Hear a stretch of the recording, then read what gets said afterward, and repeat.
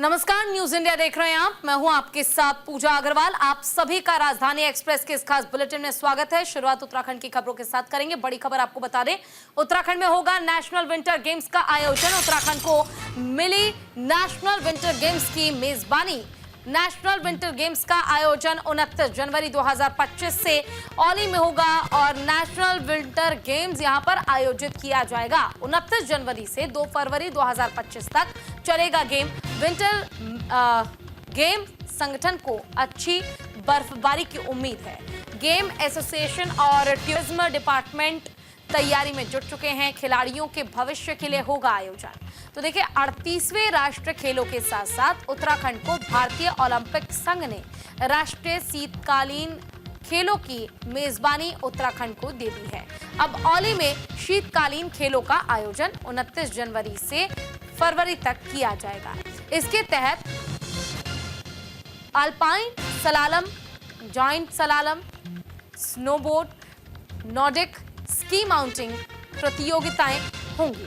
वहीं Indian Olympic association की ad hoc committee ने उत्तराखंड विंटर गेम संगठन के अनुरोध पर 29 जनवरी 2025 से मौसम को देखते हुए विंटर गेम्स करवाने के लिए अनुमति दी है। चलिए, ज्यादा जानकारी के लिए हमारे साथ हमारे सहयोगी अनुज अवस्थी जुड़ गए हैं। अनुज, उत्तराखंड में नेशनल विंटर्स गेम का आयोजन जनवरी में होने जा रहा है। खिलाड़ियों के लिए एक बहुत बड़ा मौका, खासकर उत्तराखंड के लिए मेजबानी करने का ये एक बहुत बड़ा और अच्छा मौका है।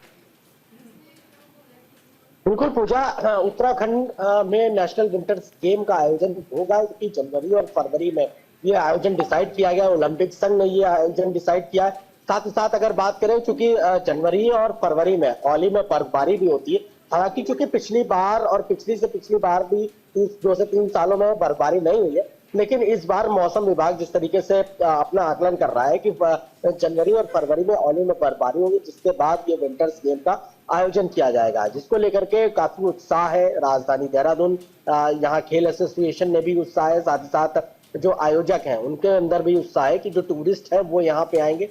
साथ ही साथ चूंकि गेम्स, चाहे वो स्केटिंग हो, चाहे स्कूबा हो, जो तमाम जो बर्फ के ऊपर खेलने वाले जो खेल है वो यहाँ पे आयोजन किए जाएंगे, जिससे जो टूरिस्ट है उनका इजाफा होगा। क्योंकि 4 धाम यात्रा बंद होने के बाद टूरिस्टों में थोड़ी सी कमी जरूर आती है, लेकिन जब बर्फबारी और विंटर्स गेम होते हैं तो टूरिस्ट खींचे हुए चले जाते हैं। ये पहली बार उत्तराखंड में हो रहा है कि नेशनल विंटर गेम्स का आयोजन उत्तराखंड में किया जाएगा। चूंकि राष्ट्रीय खेल और 38वें राष्ट्रीय खेलों के साथ साथ ये गेम भी आयोजित किए जाएंगे, क्योंकि खिलाड़ियों के जो भविष्य, जो खिलाड़ी स्केटिंग करते हैं, जो स्कूबा करते हैं, उनके लिए एक बड़ी अच्छी खबर है। और जब औली में बर्फबारी होगी उसके बाद उत्तराखंड की जो संस्कृति है उसको उसकी शुरुआत उससे लेकर के शुरुआत करते हुए विंटर्स गेम का आयोजन किया जाएगा। जी बिल्कुल, देखिए, खिलाड़ी जो है वो इसके लिए कैसे अपना इंटरेस्ट जो है वो दिखा सकते हैं, यानी कि कैसे वो भाग ले पाएंगे, कब से वो अपना रजिस्ट्रेशन करवा पाएंगे, क्या इसको लेकर कोई जानकारी है? और अलग अलग स्टेट से, अलग अलग राज्यों से अगर कोई खिलाड़ी भाग लेना चाहता है तो उनके लिए क्या प्रोटोकॉल होगा? क्या इसको लेकर कोई जानकारी आपके पास? बिल्कुल पूजा, चूंकि रजिस्ट्रेशन प्रक्रिया की अगर बात करें तो अभी खेल संघ इसको लेकर के बैठक करेगा। मंत्री रेखा, खेल मंत्री रेखा आर्या, खेल सचिव प्रशांत आर्या और समेत तमाम जो अधिकारी हैं वो इसको लेकर के बैठक करेंगे। बैठक के बाद ये सुनिश्चित किया जाएगा कि 15 दिसंबर के बाद ये रजिस्ट्रेशन प्रक्रिया की शुरुआत कर दी जाएगी। रजिस्ट्रेशन प्रक्रिया ऑनलाइन और ऑफलाइन दोनों तरीके से रजिस्ट्रेशन प्रक्रिया रहेगी। और राज्य के बाहर से जितने भी लोग आ रहे हैं इस विंटर गेम्स को खेलने के लिए, उनके लिए सरकार की तरफ से समुचित व्यवस्थाएं की जाएंगी। उनको उत्तराखंडी जो संस्कृति है उसकी उसी तरीके से खाना पीना, उसी तरीके से रहना और सारी चीजें, सारी व्यवस्थाएं की जाएंगी और सारी व्यवस्था सरकार की तरफ से रहेंगी। साथ ही साथ इन गेम्स के देखने के लिए टूरिस्ट भी आ सकते हैं उत्तराखंड में, उनके लिए भी सरकार की तरफ से सारी व्यवस्थाएं, सारे इंतजाम किए जा रहे हैं। जी बिल्कुल, देखिए, टूरिस्ट के लिए सारे इंतजाम किए जा रहे हैं, लेकिन सरकार की ओर से भी प्रबंध जो है वो बेहद जरूरी हो जाता है, क्योंकि इस बार ऑब्वियस सी बात है कि उत्तराखंड को मेजबानी करने का मौका मिला है। तो क्या कुछ हटके होगा, क्या कुछ ऐसी चीजें या ऐसे प्रबंध होने वाले हैं जो उत्तराखंड की अपनी पहचान, अपनी संस्कृति के हिसाब से किए जाएंगे? बिल्कुल, जिस तरीके से जाना जाता है पूरे देश में उत्तराखंड अपने पहनावे और खाने को लेकर के, पहाड़ी खाना और पहाड़ी पहनावा, उसी को लेकर के जब ये जोशीमठ के पास चूंकि ये औली पड़ता है, वहां पे जब बर्फबारी होती है और साथ ही साथ वहाँ स्केटिंग से लगा करके जो रोपवे है उस पे भी जो है वहां पे इंसान जाता है, वहाँ टूरिस्टों को एक नई चीजें देखने को मिलती है। क्योंकि 3 से 4 साल पहले जब ये बर्फबारी हुई थी उस समय तो जो है ये विंटर गेम्स आयोजित किए गए थे। उस समय तो टूरिस्ट थे, जो वहाँ के लोकल टूरिस्ट थे, वो इन गेमों का आयोजन किया गया था। लेकिन इस बार नेशनल विंटर गेम्स की मेजबानी में भी ये उत्तराखंड के लिए अपने आप के लिए एक गौरव की बात है। साथ ही साथ चाहे वो यहाँ का खान पान हो, यहाँ का रहन सहन हो, या बात करें औली की, अगर बात करें तो जोशीमठ से जब आप औली की तरफ जाते हैं तो वहाँ पे कई सारे ऐसे रिसोर्ट्स हैं जहाँ पे आप रुक सकते हैं। गवर्नमेंट के भी ऐसे रिसोर्ट्स हैं, टूरिस्ट वहाँ पे आ सकते हैं। साथ ही साथ जो विंटर्स गेम है जब वहाँ पे होंगे तो एक अलग ही नजारा सामने आता है कि बर्फबारी में आप हर तरीके के जो गेम्स हैं वो खेलते हैं। साथ साथ राज्य को उसको शुल्क भी मिलता है, राज्य को उसका फायदा भी मिलता है। तो ये तमाम चीजें और राज्य को ये सौगात मिली है, तो अपने आप में ही एक गौरव की बात। अच्छा देखिए, खिलाड़ियों के लिए या फिर जो दर्शक है उनके लिए ये जानना बहुत ज्यादा जरूरी हो जाता है कि आखिर गेम्स कौन कौन से होंगे, क्योंकि अपने इंटरेस्ट के हिसाब से गेम होंगे तो ऑब्वियस सी बात है कि लोग वहां पर पहुंचेंगे। तो ये भी आपसे जानना चाहूंगी कि कौन कौन से गेम्स को इंक्लूड किया गया है इस बार। बिल्कुल, औली की अगर बात करें तो वहाँ विंटर्स गेम में आप स्कूबा कर सकते हैं, आप स्केटिंग्स कर सकते हैं, आप मरीन स्केटिंग्स कर सकते हैं। साथ ही साथ आप बर्फ में एक येलो कार्ट के लिए जो आती है एक वैन टाइप की, वो आप कर सकते हैं। साथ ही साथ एक वैन है उस पे आप सवारी कर सकते हैं। इन तमाम जो चीजें हैं वो इन गेम्स में शामिल करी गई हैं। साथ ही साथ बात करें कि एक स्कूबा डाइविंग टाइप की चीजें होती हैं, वो भी आप इस गेम में शामिल हो सकते हैं। तो तमाम जो गेम है वो इसमें फिलहाल अभी शामिल किए गए। लेकिन हाँ, हालांकि चूंकि बैठक होने के बाद कुछ ऐसे गेम्स हैं जिनको और भी शामिल किया जाना है। अब बैठक का इंतजार है कि बैठक कब होती है, और बैठक के बाद कुछ और गेम्स है जिससे टूरिस्ट और अच्छा देखिए अनुज, क्योंकि खिलाड़ी भी यहाँ पर मौजूद होंगे और खिलाड़ियों के साथ साथ टूरिस्ट भी यहाँ पर मौजूद होंगे, कई दर्शक मौजूद होंगे, भारी संख्या में लोगों के आने की संभावना जताई जा रही है। ऐसे में क्योंकि बहुत ज्यादा स्नोफॉल हो रहा है, कहीं वहां पे लैंडस्लाइड ना हो जाए या फिर स्नोफॉल ना हो जाए, इस तरह की परेशानियों को या दिक्कतों को आने से पहले रोकने के लिए ही क्या प्रशासन की ओर से प्रबंध इतने किए गए हैं कि अचानक से अगर बर्फ खिसकती भी है तो किसी दर्शक को, किसी टूरिस्ट को किसी तरह की कोई हानि ना पहुंचे, ये प्रबंध करना बहुत ज्यादा जरूरी हो जाता है, खासकर उत्तराखंड, वो भी औली जहां बर्फबारी बहुत ज्यादा होती है। बिल्कुल पूजा, प्रशासन की तरफ से सारे इंतजाम फिलहाल कर लिए गए हैं और एसडीआरएफ और एनडीआरएफ की टीम वहां पे मौजूद रहेगी। जब ये विंटर्स गेम होते हैं वहां पे एसडीआरएफ एनडीआरएफ की टीम ऑलरेडी तौर पे मौजूद होती है। और रही बात बर्फ के उसको लेकर के, तो अभी तक ऐसा कोई आकलन नहीं आया। हालांकि चूंकि मौसम विभाग ने बोला जरूर है कि बर्फबारी होगी, लेकिन अब ये देखना है कि बर्फबारी कब होती है, जनवरी में होती है या फरवरी में होती है, कि विंटर्स गेम्स किस प्रकार से किए जा सकते हैं। अब ये बर्फबारी पे ही डिपेंड करेगा कि विंटर्स गेम आगे की प्रक्रिया कैसे हो। साथ ही साथ अगर एसडीआरएफ एनडीआरएफ और पुलिस विभाग की टीम भी वहां पे मौजूद है। चलिए ठीक है, आपका बहुत बहुत शुक्रिया इस तमाम जानकारी और अपडेट के लिए। खबरों में बढ़ते हैं आगे। रुड़की से अब खबर है, जहां रुड़की दौरे पर मुख्यमंत्री पुष्कर सिंह धामी, पूर्व विधायक चंद्रशेखर के घर पहुंचे हैं सीएम धामी। पूर्व विधायक के निधन पर सीएम धामी ने दुख जताया है। सीएम धामी ने चंद्रशेखर के परिवार से मुलाकात की है, परिवार के सदस्यों से मिलकर सांत्वना दी है। दुख की घड़ी में राज्य सरकार उनके साथ है, सीएम धामी ने ये कहा। तो देखिए, उत्तराखंड के मुख्यमंत्री पुष्कर सिंह धामी आज रुड़की पहुंचे, जहां उन्होंने पूर्व विधायक चंद्रशेखर के निधन के बाद उनके आवास पर शोक व्यक्त किया है। और इस अवसर पर मुख्यमंत्री पुष्कर सिंह धामी ने पूर्व विधायक चंद्रशेखर प्रधान के परिवार के सदस्यों से मिलकर उन्हें सांत्वना दी। और इस अवसर पर मुख्यमंत्री पुष्कर सिंह धामी ने कहा कि पूर्व विधायक चंद्रशेखर एक वरिष्ठ नेता और समाज सेवक थे। उन्होंने अपने जीवन काल में समाज के विभिन्न क्षेत्रों महत्वपूर्ण उनमें योगदान दिया। उन्होंने कहा कि पूर्व विधायक चंद्रशेखर प्रधान जी के निधन से राज्य की राजनीति में एक शून्य पैदा हो गया है, जिसे भरना मुश्किल होगा। उन्होंने कहा कि दुख की घड़ी में राज्य सरकार उनके परिवार के साथ खड़ी है और उनकी हर संभव मदद की जाएगी। और इस अवसर पर बीजेपी जिला अध्यक्ष शोभाराम प्रजापति ने विधायक चंद्रशेखर के परिवार के सदस्यों को शान देते हुए कहा कि पूर्व विधायक चंद्रशेखर जी के निधन से राज्य को एक बड़ी क्षति हुई है, लेकिन उनकी विरासत को हमेशा के लिए संजो के रखा जाएगा।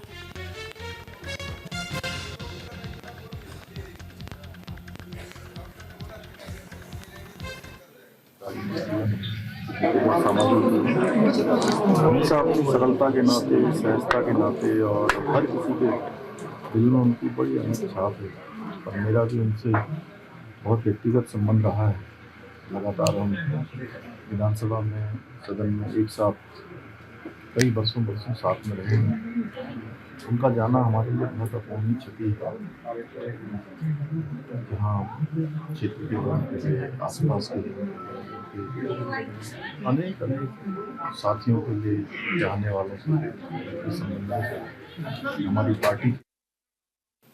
और हरिद्वार में जल्द ही लागू होगा साइड अमेनिटीज परियोजना। सीडीओ ने परियोजना को लेकर समीक्षा की है और बैठक में सीडीओ आकांक्षा कोंडे ने अधिकारियों को निर्देश भी दिए हैं। परियोजना को तेजी से लागू करने के निर्देश दिए गए। परियोजना से पर्यटन को बढ़ावा और रोजगार को मौका मिलेगा। तो देखिए, हरिद्वार के मुख्य विकास अधिकारी आकांक्षा कोंडे ने साइट अमेनिटीज परियोजना को जल्द से जल्द लागू करने के निर्देश दिए हैं। इस परियोजना के तहत भूमि ट्रांसफर प्रक्रिया को प्राथमिकता के साथ पूरा करने का आदेश दिया गया है। जिला मुख्यालय स्थित विकास भवन सभागार में आयोजित समीक्षा बैठक में उन्होंने संबंधित विभागों को निर्देश दिया है। सभी कार्य समयबद्ध तरीके से और उच्च गुणवत्तापूर्ण के साथ सुनिश्चित किए जाएं। समीक्षा बैठक में सीडीओ आकांक्षा कोंडे ने बताया कि इस परियोजना के तहत स्वयं सहायता समूह द्वारा तैयार उत्पादकों के कैफे स्थापित किए जाएंगे। परियोजना की अनुमानित लागत 1 करोड़ रुपए तय की गई है। उन्होंने कहा, ये परियोजना हरिद्वार में पर्यटन को बढ़ावा देने के साथ ही स्थानीय समुदाय के लिए रोजगार के नए अवसर पैदा करेगी। बैठक में परियोजना निदेशक DRDA, जिला परियोजना प्रबंधन और अन्य संबंधित अधिकारी उपस्थित रहे। सीडीओ ने अधिकारियों को निर्देशित किया कि परियोजना से जुड़े सभी कार्य तय समय सीमा के भीतर पूरे किए जाएंगे और गुणवत्ता में कोई समझौता नहीं किया जाएगा।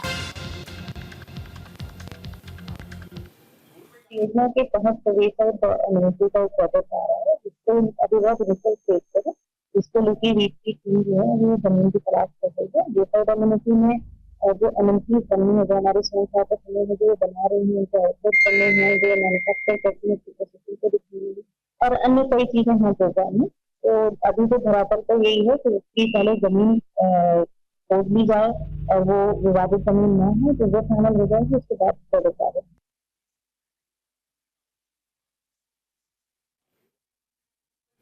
वहीं सिलक्यारा टनल हादसे को 1 साल पूरे हो चुके हैं। सीएम धामी ने बचाव दलों को आभार दिया है। साथ ही सिलक्यारा बचाव अभियान में लिखा है अध्याय, आपदा प्रबंधन में लिखा गया नया अध्याय। कल के ही दिन किया गया था मजदूरों को रेस्क्यू।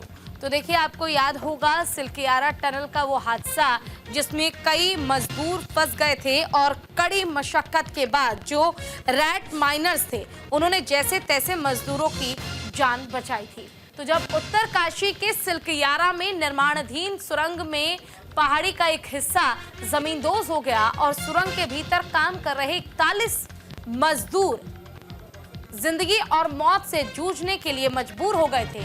17 दिन की कड़ी मशक्कत के बाद कल ही के दिन रेस्क्यू ऑपरेशन के सुखद परिणाम सामने आए थे और सभी मजदूर सकुशल बाहर निकाले जा सके थे। इस अवसर पर मुख्यमंत्री पुष्कर सिंह धामी ने इस अभियान में योगदान देने वाले सभी बचाव दलों, भविष्यज्ञों और विशेषज्ञों और संस्थानों का आभार प्रकट किया। उन्होंने प्रधानमंत्री नरेंद्र मोदी का विशेष धन्यवाद दिया, जिनके नेतृत्व में सभी जरूरी तकनीकी उपकरण और विशेषज्ञता उपलब्ध कराई गई। साल पूरा हुआ है और आज ही के दिन हमारे 17 श्रमिक भाई सिलक्यारा टनल से सकुशल बाहर निकले थे। मैं इस दिन के लिए अभी आदरणीय प्रधानमंत्री जी का धन्यवाद करता हूं कि उन्होंने वो सारी टेक्निकी, सारी विशेषज्ञ, सारा वो सामान हमको उपलब्ध कराया जिसकी हमको वहाँ आवश्यकता थी। और इस अभियान में लगे हुए सभी इंजीनियरों का, सभी बचाव दल का, हमारे आए हुए सभी प्रकार के जिन लोगों ने इसमें भारत सरकार के विभिन्न विभागों का, विभिन्न संस्थाओं का, राज्य सरकार के विभिन्न संस्थानों का, सबका आभार व्यक्त करता हूं जिन्होंने इस बचाव दल अभियान में काम किया। और ये हमारे लिए एक बहुत बड़ा आगे के लिए एक पाथे भी है कि हम आगे चलकर जो है इस प्रकार के जो अभियान हैं उन अभियानों में कहीं पर भी अगर हमें किसी चुनौती का सामना करना पड़ता है तो किस प्रकार से हम लोग सब एक होकर जो है आगे इन अभियानों। और उत्तराखंड में पड़ रही कड़ाके की ठंड, बिना बर्फबारी माइनस में पहुंचा है तापमान। अगले एक हफ्ते तक शुष्क रहने का अनुमान जताया गया। चारों धाम में माइनस में है न्यूनतम तापमान। केदारनाथ में 3 दिसंबर को पड़ेगी कड़ाके की ठंड। प्रदेश में फिलहाल बारिश होने की संभावना नहीं है। 3 दिसंबर को सबसे ज्यादा ठंड पड़ने की आशंका जताई जा रही है। तो ये इस वक्त की बड़ी और अहम जानकारी हम आपको दे रहे हैं। सबसे ज्यादा ठंड इस बार 3 दिसंबर को पड़ने की संभावना जताई जा रही है। कड़ाके की ठंड, प्रदेश में फिलहाल बारिश की संभावना जताई गई है। अभी अगर एक सप्ताह से 10 दिन की भी मैं बात करता हूं तो मौसम करीब करीब ड्राई रहने वाला है। जैसे अभी चल रहा है आपका, उसी वैसी स्थिति बनी हुई है। कोई जो पश्चिमी विक्षोभ है वो भी आते हुए नहीं दिख रहा है और कोई लोकल एक्टिविटी भी ऐसा लग नहीं रहा कि कुछ होने की संभावना है। तो आप ये कह सकते हैं कि अभी आने वाले एक सप्ताह से 10 दिन का जो टाइम है इसमें कोई विशेष एक्टिविटी वेदर की है नहीं। करीब करीब ड्राई मौसम और रहने वाला है।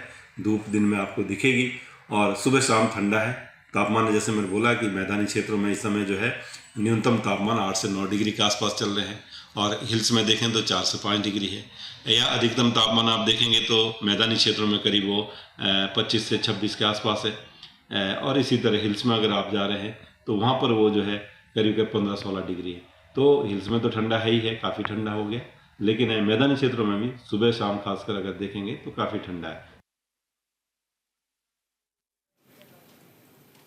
वहीं हरिद्वार में निर्धारित समय के बाद शराब की दुकानें और बार खुले रहने पर अब आबकारी विभाग ने सख्त कार्रवाई करने की योजना बनाई है।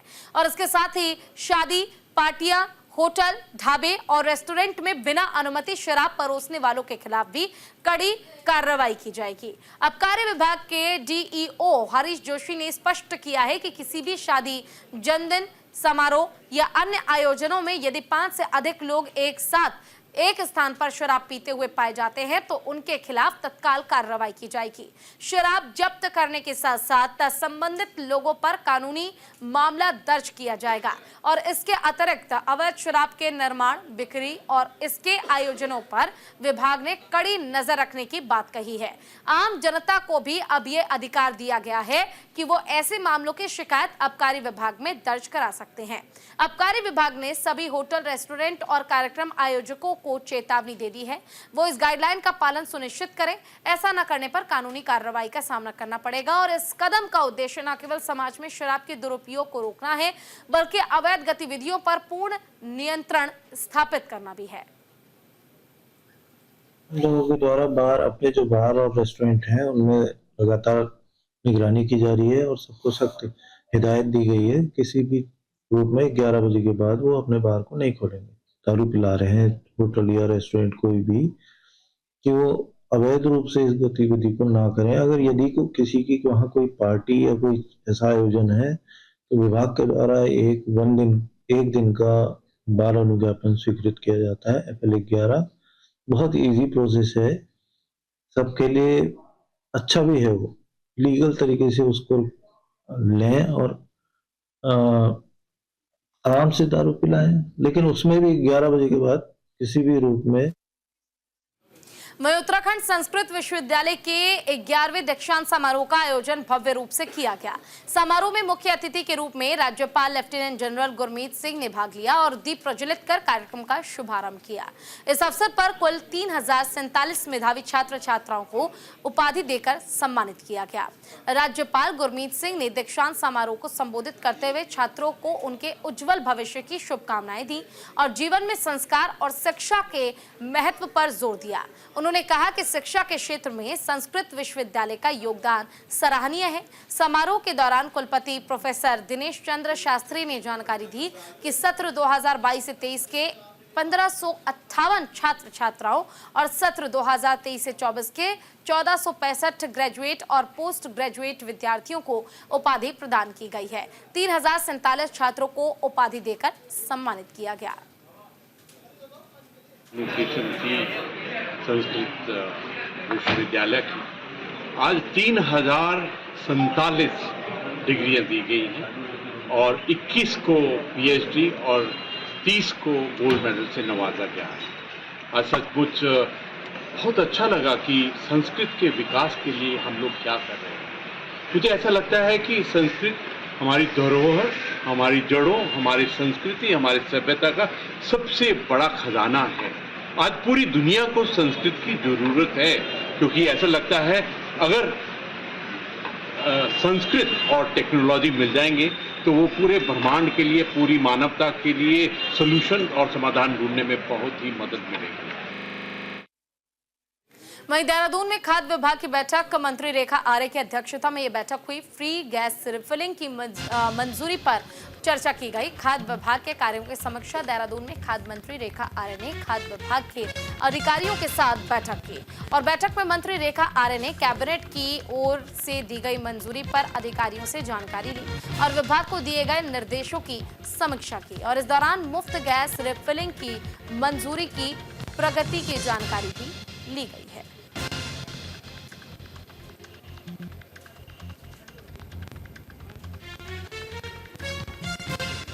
तो देखिए, खाद्य विभाग के कार्यों की समीक्षा की गई है। समीक्षा के दौरान जरूरी निर्देश दिए गए। देहरादून में खाद्य विभाग की बैठक हुई और बैठक के दौरान रेखा आर्य ने साफ निर्देश दिए हैं, न केवल गैस सिलेंडर के रिफिलिंग को लेकर बल्कि तमाम प्रबंधों को भी सुनिश्चित करने के निर्देश रेखा आर्य की ओर से दिए गए हैं। ये बैठक अपने आप में काफी ज्यादा महत्वपूर्ण थी। मंत्री रेखा आर्य की अध्यक्षता में ये बैठक हुई थी और बैठक के दौरान कई महत्वपूर्ण निर्णय लिए गए हैं।